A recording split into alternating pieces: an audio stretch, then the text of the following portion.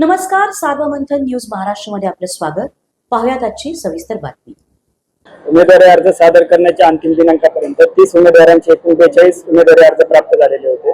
उमेदवार अर्जांच्या छाननी अंती त्यापैकी 7 उमेदवारांचे अर्ज अवैध ठरले. त्यानंतर 23 उमेदवारांचे अर्ज पात्र ठरलेले होते. त्यापैकी दिनांक 7/4/2026 ला प्रवीण सुभाष देवी यांनी माघार घेतलेली होती. त्यानंतर दिनांक 8/4/2026 ला प्रतिमा किशोर देसरडा, कोळसे बाबू बाबूराव, बिलाल गफूर शेख, शितोळे सुदर्शन शांताबाई लक्ष्मण, बर्डे सकारी शांताराम, देशमुख इम्रान नबी, अल्ताफ इब्राहिम शेख इत्यादी उमेदवारांनी माघार घेतली होती. आज अर्ज माघारी घेण्याच्या अंतिम दिनांकाला दुपारी 3 वाजेपर्यंतच्या वेळेमध्ये आज खालील उमेदवारांनी उमेदवारी अर्ज माघारी घेण्यासाठी उपस्थित झालेले होते आणि त्यांनी माघार घेतलेली आहे.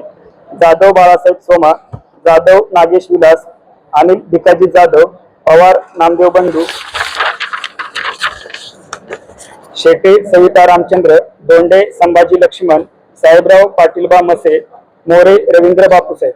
एकूण दिनांक 7, दिनांक 8 आणि दिनांक 9 एप्रिलला एकूण 16 उमेदवारांनी निवडणूक प्रक्रियेतून माघार घेतलेली आहे. माघार घेण्याची प्रक्रिया पार पडल्यानंतर सध्या उमेदवारी अर्ज असलेले उमेदवार खालीलप्रमाणे आहेत. अक्षय शिवाजीराव कर्डिले हे भारतीय जनता पार्टी मार्फत निवडणूक लढवित आहेत. मोकाटे गोविंद खंडू हे नॅशनलिस्ट काँग्रेस पार्टी शरदचंद्र पवार या पक्षामार्फत निवडणूक लढवित आहेत. चोळके संतोष एकनाथ हे वंचित बहुजन आघाडी या पक्षामार्फत निवडणूक लढवित आहेत. अथर्व साहेबराव मसे हे अपक्ष आहेत. रावसाहेब सदाराम खेवरे हे अपक्ष आहेत. सूर्यभान दत्तात्रय लांबे हे अपक्ष आहेत. हापसे महेश केशव हे अपक्ष आहेत. असे एकूण 7 उमेदवार निवडणुकीच्या रिंगणामध्ये आहेत.